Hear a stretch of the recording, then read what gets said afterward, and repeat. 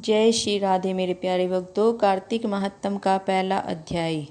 नैमिषारण्य तीर्थ में श्री सूत जी महाराज 88,000 सोनकादिक ऋषियों से बोले, अब मैं आपको कार्तिक मास की कथा विस्तार से सुनाता हूँ, जिसे सुनकर मनुष्य सब प्रकार के पापों से छूटकर अंत समय में वैकुंठ को प्राप्त होता है। सूत जी बोले, श्री कृष्ण जी से आज्ञा लेकर देवऋषि नारद के चले जाने पर सत्यभामा प्रसन्न होकर लक्ष्मीपति भगवान से कहने लगी कि हे नाथ, मैं धन्य हुई, मेरा जीवन सफल हो गया। मेरे जन्मदाता भी धन्य है, जिन्होंने मुझ जैसी त्रिलोक्य सुंदरी को जन्म दिया, जो आपकी 16-17 स्त्रियों के मध्य में आपकी परम प्यारी पत्नी बनी। मैंने वह कल्प वृक्ष आदि पुरुष आपके साथ नारद जी को विधि पूर्वक दान में दे दिया, परंतु वही कल्प वृक्ष मेरे घर लहराया करता है, जिस बात को मृत्युलोक में कोई भी स्त्री नहीं जानती। हे त्रिलोकीनाथ, मैं आपसे कुछ पूछना चाहती हूँ। आप मुझे विस्तार पूर्वक कार्तिक महात्म की कथा सुनाओ, जिसको सुनकर मेरा हित हो तथा जिसके करने से कल्प पर्यंत भी आप मुझ से विमुख न हो। सूत जी बोले, सत्यभामा के ऐसे वचनों को सुनकर हंसते हुए श्री कृष्ण जी सत्यभामा का हाथ पकड़कर तथा अपने सेवकों को वहीं रोककर विलास युक्त अपनी पत्नी को कल्पवृक्ष के नीचे ले गए और हंसकर कहने लगे कि हे प्रिय, 16,000 रानियों में से मुझे तुम प्राणों के समान प्यारी हो। तुम्हारे लिए मैंने इंद्र से तथा देवताओं से भी विरोध किया था।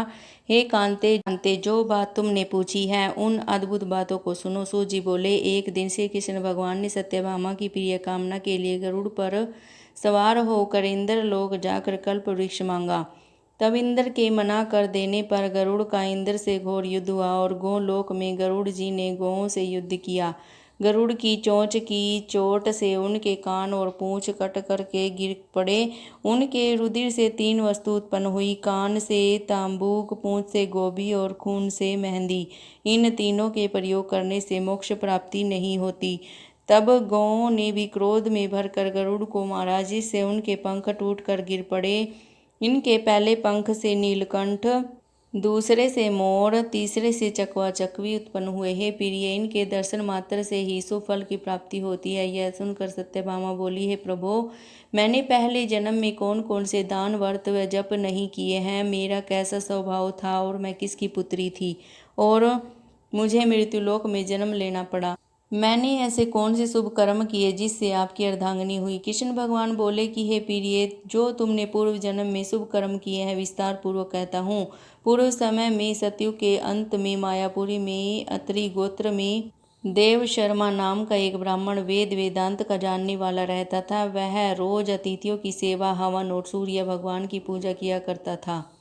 उसका तेज सूर्य के समान तेजस्वी था। उसके वृद्धावस्था में गुणवती नाम की कन्या हुई। उसका विवाह उस पुत्रहीन ब्राह्मण ने चंद्र नाम के अपने शिष्य के साथ कर दिया। चंद्र को अपने पुत्र के समान मानता तथा चंद्र भी उसे अपने पिता के समान सम्मान देता था। एक दिन वे दोनों कुश और समिधा लेने के लिए वन में गए। हिमालय की तलहटी में भ्रमण करते हुए उन्होंने एक राक्षस को आता हुआ देखा।